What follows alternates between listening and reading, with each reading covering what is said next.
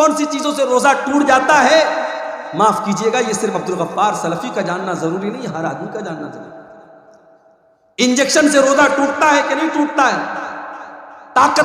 طاقت کا انجیکشن لگانے سے روزہ ٹوٹتا ہے کہ نہیں ٹوٹتا ہے؟ کان میں دوا ڈالنے سے روزہ ٹوٹتا ہے کہ نہیں ٹوٹتا ہے؟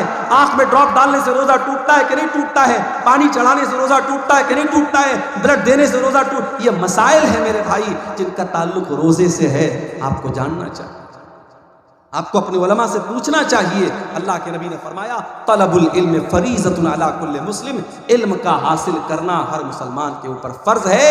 تو جس طریقے سے لڑکوں کو اور مردوں کو دین سیکھنا ضروری ہے، اسی طریقے سے عورتوں کو دین سیکھنا ضروری ہے۔ یہ 1400 سال پہلے یہ نعرہ میرے نبی نے لگایا تھا، بیٹی بچاؤ بیٹی پڑھاؤ۔ اور آگے بڑھیے، جس نبی کا ہم کلمہ پڑھتے ہیں، جس نبی کو ہم مانتے ہیں، کبھی غور کیا آپ نے اس نبی کی شان کیا ہے؟ ابھی ایک بہت بڑے ہندوستان کے مولانا کا بیان میں سن رہا تھا، جمعیت علماء ہند کے وہ سیکریٹری ہیں، صدر ہیں، بڑے بزرگ عالم ہیں، بڑی عزت کرتا ہوں میں ان کی، مولانا ارشد مدنی صاحب، بوڑھے ہیں، بزرگ ہیں، ہندوستان میں مسلمانوں کے نمائندہ عالم مانے جاتے ہیں۔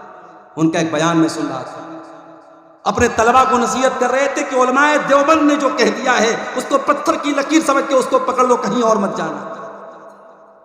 کیا یہ تعصب نہیں ہے میرے بھائی؟ کیا یہ تعصب نہیں ہے کہ آپ نے اپنے علماء دیوبند کو اور اپنے علماء کو معصوم کا درجہ دے دیا کہ جو انہوں نے کہہ دیا وہ پتھر کی لکیر ہے؟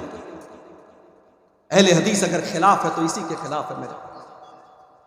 اہل حدیث کا یہی دعویٰ ہے کہ اگر دنیا میں کوئی ایسی ہستی ہے جو معصوم ہے تو وہ ہستی ہے جناب محمد رسول اللہ صلی اللہ علیہ وسلم۔ اور مولانا الطاف حسین حالی نے 100 سال پہلے نقشہ کھینچا تھا اور کہا تھا نبی کو جو چاہیں خدا کر دکھائیں، اماموں کا رتبہ نبی سے بڑھائیں، مزاروں پہ جا جا کے نظریں چڑھائیں، شہیدوں سے جا جا کے مانگے دعائیں، نہ توحید میں کچھ فرق اس سے آئے، نہ اسلام بگڑے نہ ایمان جائے۔ بالکل صحیح کہا تھا مولانا الطاف صاحب۔ ہماری قوم آج نبی کا مقام، نبی سے بڑھ کے اماموں کا مقام بتا رہی ہے۔ اپنے علماء دیوبند کو کہا جا رہا ہے ان کی ہر بات پتھر کی لکیر ہے۔ ارے علماء کی بات چھوڑ دو، اماموں کی بات چھوڑ دو، ارے میرے نبی کی شان تو یہ ہے کہ میرے نبی کے رہتے ہوئے اگر کوئی دوسرا نبی آ جائے تو اس کی بھی نہیں چلے۔ آئیے میں دلیل آپ کو دے دیتا ہوں۔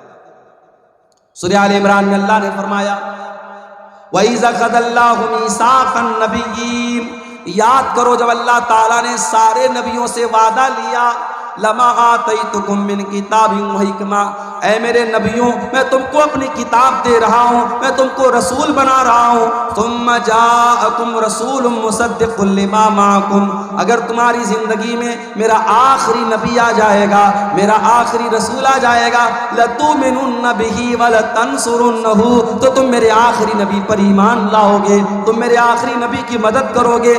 قال اقررتم واخذتم على ذلكم بِصْرِي، اللہ نے سارے نبیوں سے وعدہ لیا، سارے نبیوں سے ایگریمنٹ لیا کہ کیا تم اس بات کا اقرار کرتے ہو کہ نہیں کرتے ہو؟ قالوا اقررنا، سارے نبیوں نے کہا کہ ہاں اللہ ہم اقرار کرتے ہیں۔ قال فاشهدوا وانا معكم من الشاهدين، اللہ نے فرمایا اے میرے نبیوں تم گواہ رہنا اور میں بھی اس بات کے اوپر گواہ ہوں۔ یہ ہے میرے نبی کا مقام۔ میرے نبی کے آ جانے کے بعد اب دنیا میں کسی اور نبی کی رسالت نہیں چلے گی، کسی اور نبی کی نبوت نہیں چلے گی۔ قیامت کے پہلے حضرت عیسیٰ علیہ السلام بھی دنیا میں آئیں گے تو وہ اپنی شریعت لے کر کے نہیں آئیں گے، اپنا لا لے کر کے نہیں آئیں گے، اپنا قانون لے کر کے نہیں آئیں گے، وہ بھی اگر پیروی کریں گے تو جناب محمد رسول اللہ صلی اللہ علیہ وسلم کے قانون کی پیروی کریں گے۔ میرے بھائیوں، حضرت عمر فاروق ایک مرتبہ تورات کا ایک نسخہ لاتے ہیں اور اس کو پڑھنے لگے، تورات کا نسخہ لائے، پڑھنے لگے۔ اللہ کے نبی وہیں پر بیٹھے ہوئے اور اللہ کے رسول کا چہرہ غصے سے لال ہے۔ حضرت عمر کی نظریں تو کتاب کی طرف ہے، تورات کی طرف ہے، وہ نظر اٹھا کر کے اللہ کے رسول کا چہرہ نہیں دیکھ رہے ہیں۔ ابو بکر صدیق رضی اللہ تعالیٰ عنہ نے کہا کہ اے عمر ذرا اللہ کے نبی کا چہرہ دیکھ لے، کتنے غصے میں اللہ کے۔ حضرت عمر نے دیکھا اللہ کے رسول کا غصے والا چہرہ، فوراً تورات کا وہ نسخہ زمین پر دے مارا اور کہا اعوذ باللہ من غضب اللہ، میں اللہ کی پناہ چاہتا ہوں اللہ کے غضب سے، رضیت باللہ ربا وبمحمد رسولا وبالاسلام دینا، میں اللہ کو اپنا رب مانتا ہوں، میں محمد صلی اللہ علیہ وسلم کو اپنا رسول مانتا ہوں اور میں اسلام کو اپنا دین مانتا ہوں۔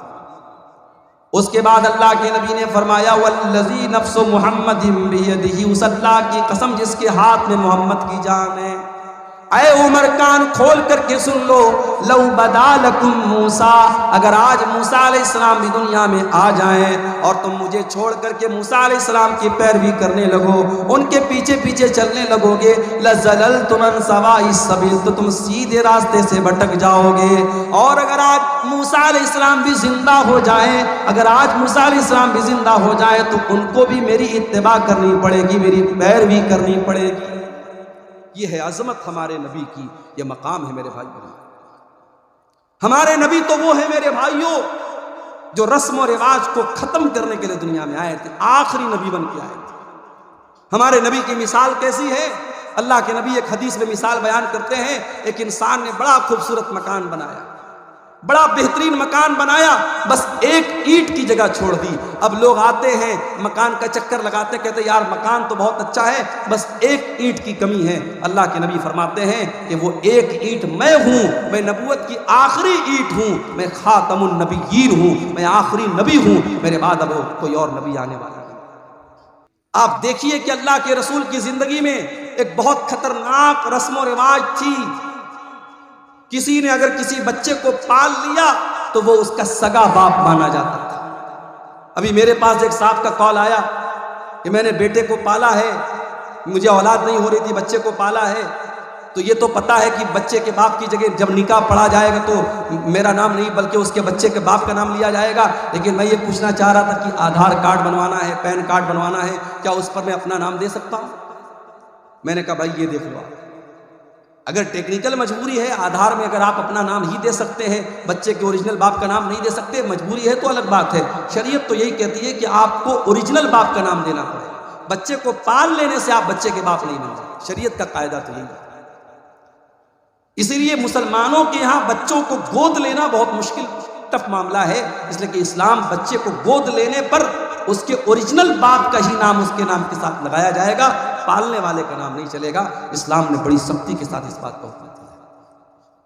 اللہ کے نبی نے حضرت زید کو بیٹے کی طرح پالا تھا اور اتنی محبت سے پالا تھا کہ لوگ زید ابن حارثہ کو زید بن محمد کہنے لگے، اللہ کے رسول کا بیٹا کہنے لگے۔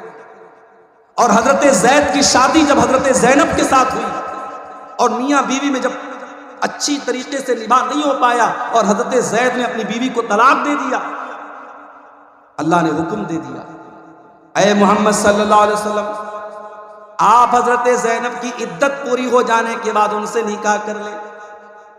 غور کرو میرے بھائیو، اس زمانے کے رواج کے حساب سے حضرت زینب اللہ کے نبی کی بہو لگتی تھی، حضرت زید کی بیوی تھی، آپ کی بہو لگتی تھی اس زمانے کے رواج کے حساب سے۔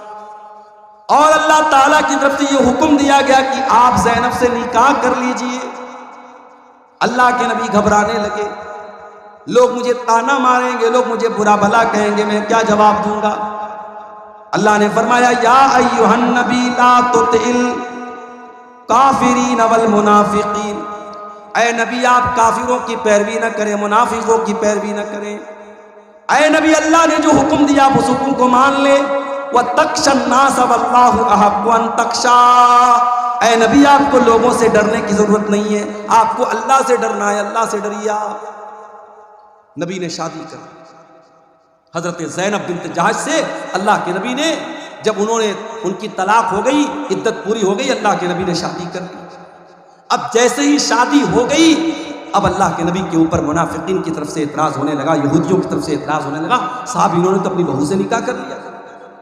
اب ذرا غور کرنا میرے بھائیو، جب یہ اعتراض ہونے لگا کہ اللہ کے نبی نے اپنی بہو سے نکاح کر لیا ہے، اللہ تعالیٰ نے قرآن میں اپنے نبی کا ڈیفنس کیا اور قرآن میں اللہ نے آیت نازل کی ما کان محمد ابا احد من رجالکم، او لوگو محمد صلی اللہ علیہ وسلم تم میں سے کسی مرد کے باپ نہیں ہے، ان کی اولاد تو جتنے ان کے بیٹے پیدا ہوئے سب بچپن میں انتقال کر گئے. جب ان کا کوئی بیٹا جوان ہی نہیں ہوا تو جب وہ کسی مرد کے باپ نہیں ہے تو پھر ان کی بہو کہاں سے آ گئی؟ جب وہ کسی مرد کے باپ نہیں ہیں، ان کے سارے بچے بچپن میں انتقال کر گئے، تو تم یہ کیوں کہتے انہوں نے اپنی بہو سے نکاح کیا؟ ان کا دوسرا اعتراض یہ تھا کہ چلو ٹھیک ہے، انہوں نے نکاح کر لیا زینب سے، اور زینب ان کی 5ویں بیوی تھی، اور سارے مسلمانوں کو آرڈر تھا کہ 4 سے زیادہ شادی